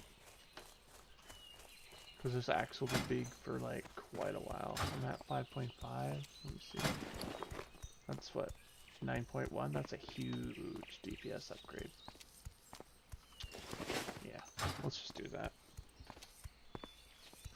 I'll need 10 silver to learn how to use it, so I can spend about 20 silver on it.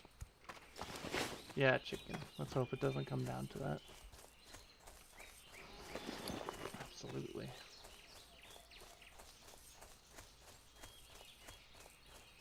Malachite should be cheap.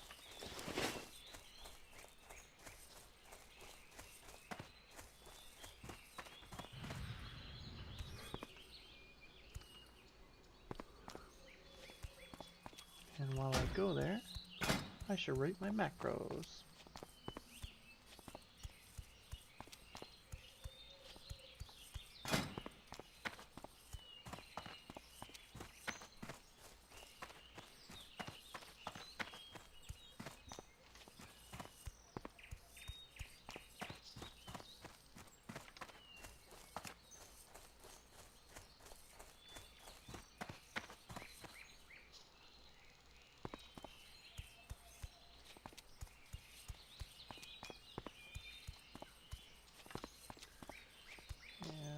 Man, that was a really good shield I had too. Fuck.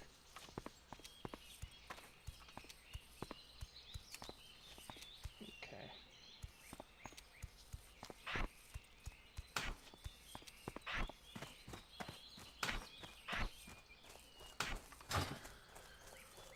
Alright.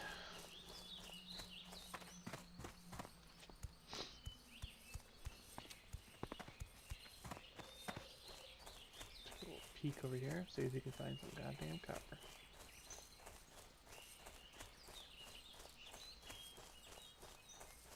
Nope, some filthy landlubber's got it.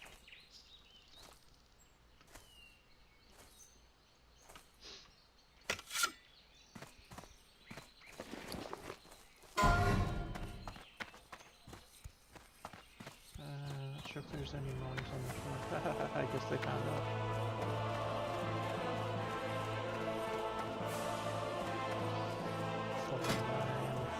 Almost there.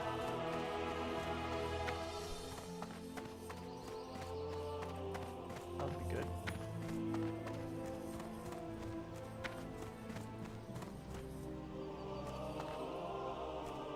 Yeah, chicken? Oh, you're so beautiful. Yeah, thank you. You're so beautiful. Yeah, I love you. You're so beautiful. Yeah. Okay. Okay.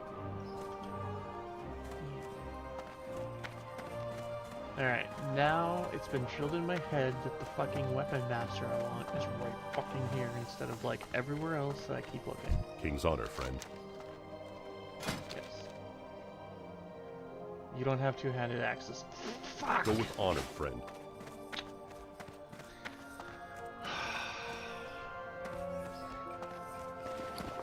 What a fucking shit show. Oh yeah, the auction house. Why are the Alliance places so fucking... Actually, the dwarf place doesn't seem to make it make sense, but this place, not so much.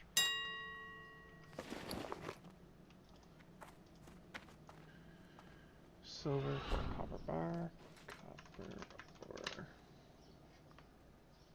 A silver for a copper ore. You know, 1, 2, 3, 4.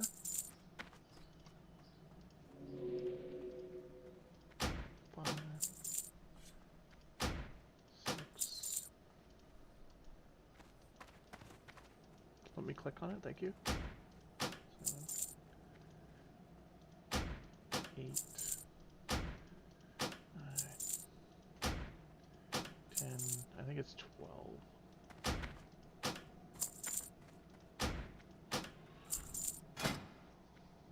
Yeah, it's 12. I didn't need to buy 12. Whatever. And I need one of these.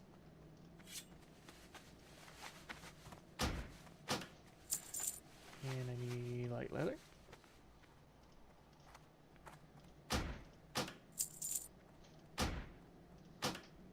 And I think that's it.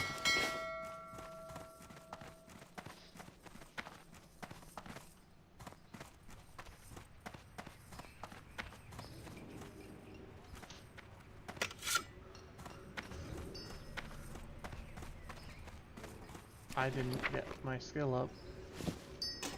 You know what? I get the axe first, and I'll get the skill up, whatever. Okay, so that's 9. Yeah, I got 13. Alright, whatever. It's fine.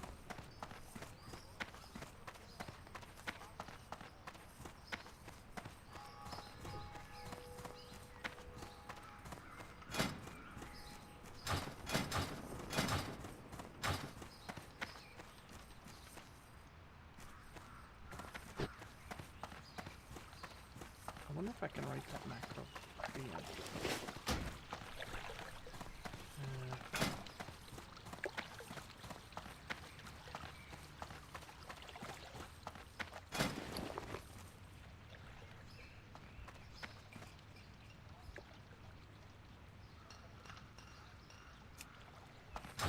There.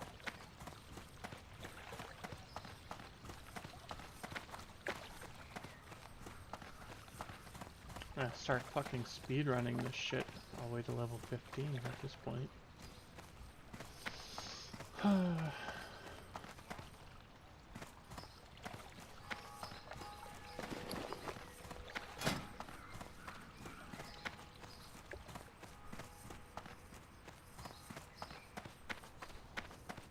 .6 copper. Oh, I gotta get the fucking buff thingy. I don't want that.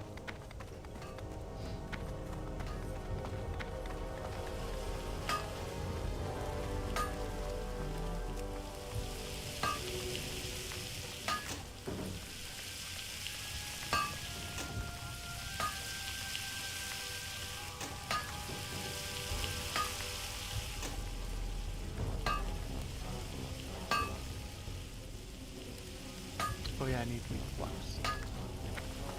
Hi. I need that. Keep your feet on the ground.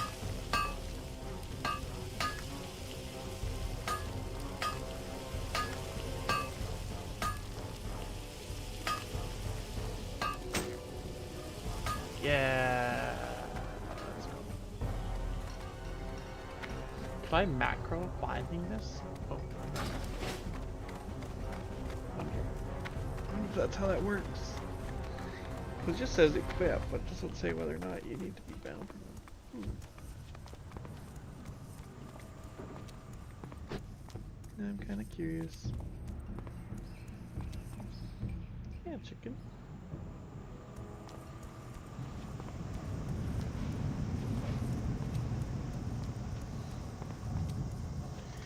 Yep.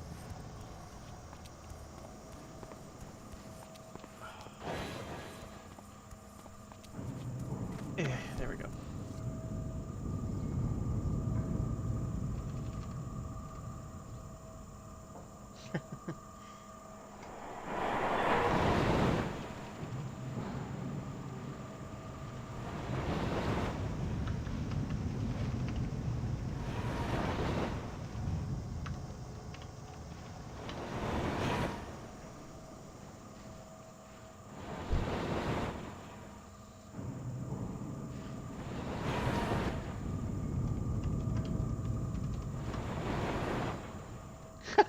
We're not finished.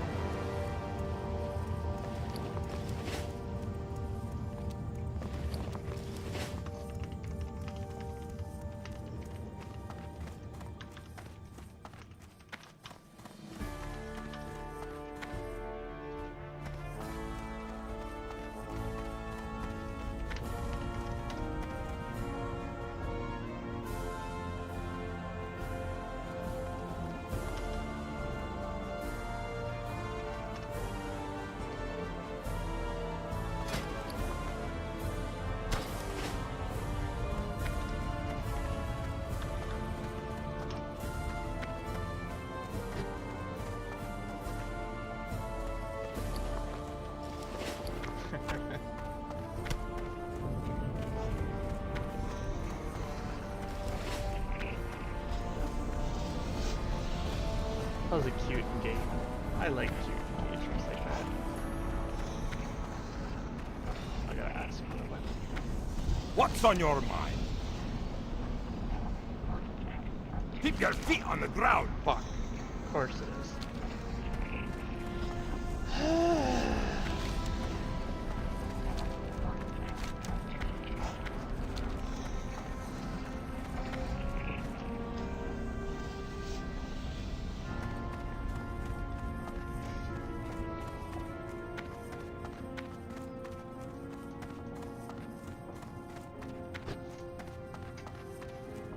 Maybe I'll skill up the axe and get the buff. Maybe I'll just get the buff and then take a break? I don't know. I still have a decent amount of time. I don't want to play risky. I've been playing for a bit. Hi, how are ya? Nope. All right then. Interest ya in a pint? Yes. What's your back?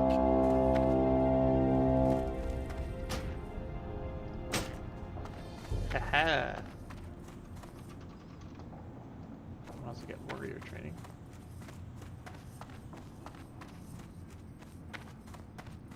If I can.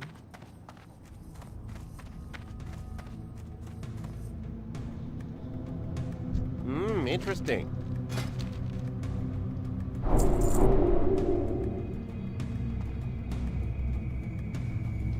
Off and away. Expensive weekends.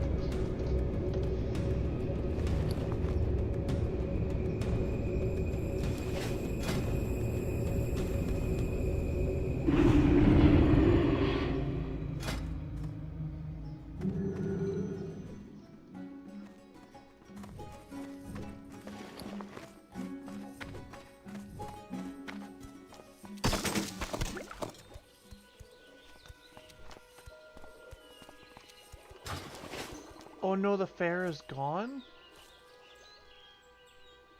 I didn't even notice it. Oh. I'm so sad.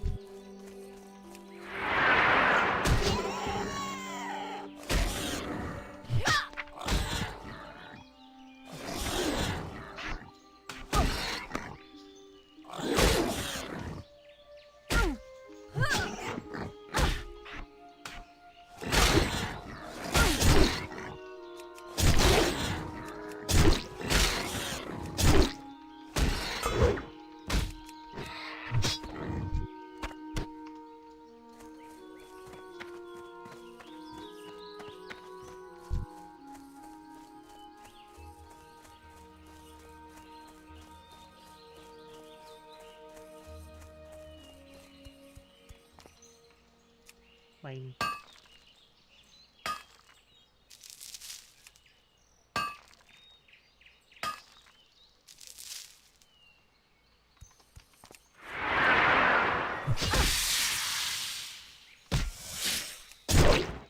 Oh. I have to change that macro.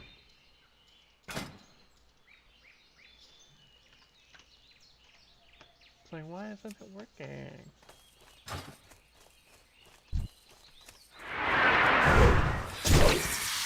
There we go.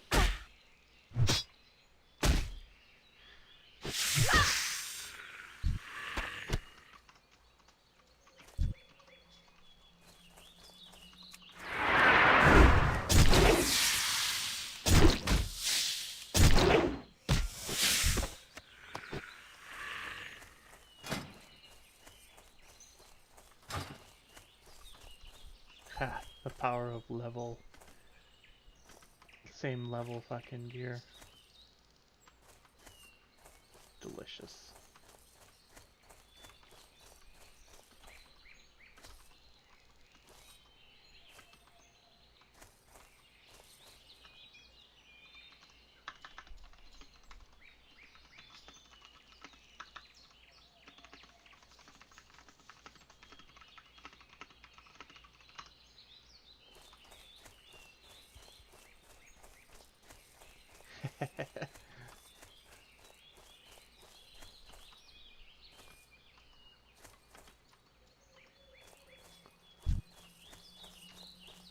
Can I take this in? Yeah.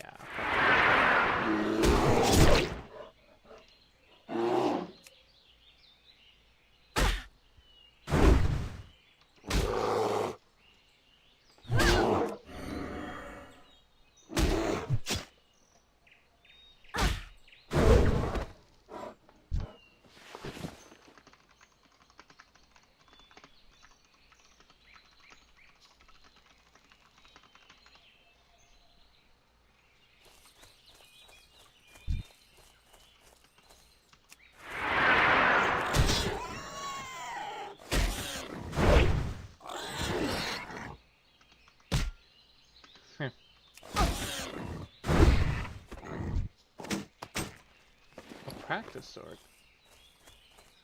Wow.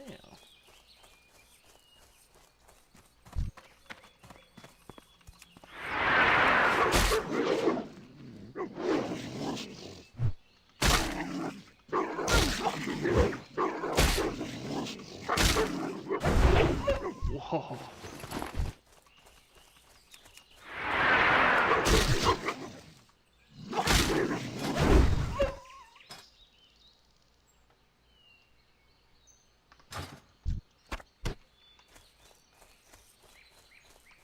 I get more proficiency with swords and maces.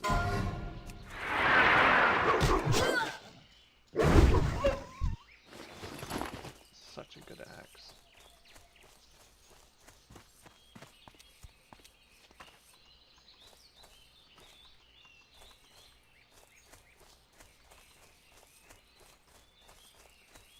Oh!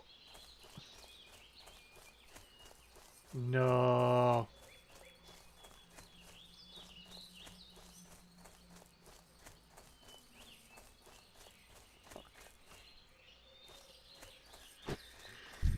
Alright.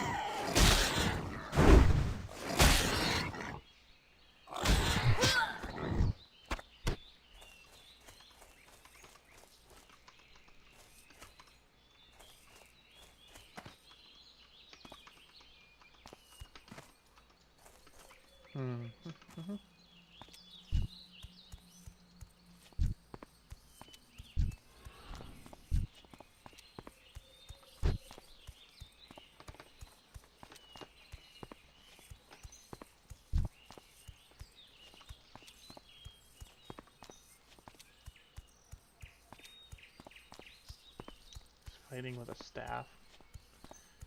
Lamau.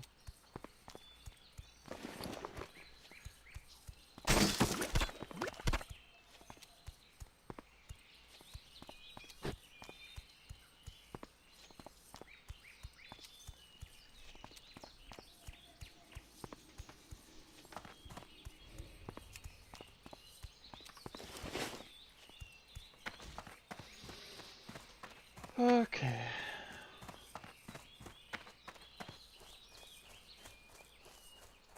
We'll tuck in our warrior.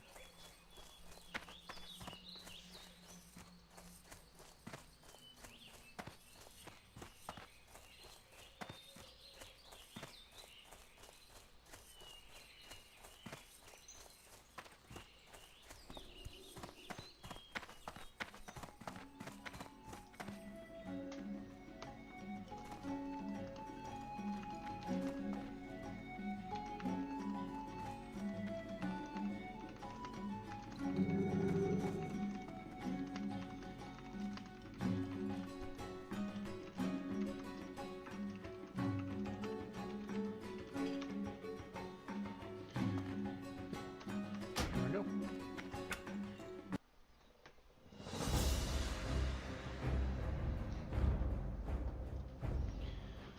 Okay, that's it for now.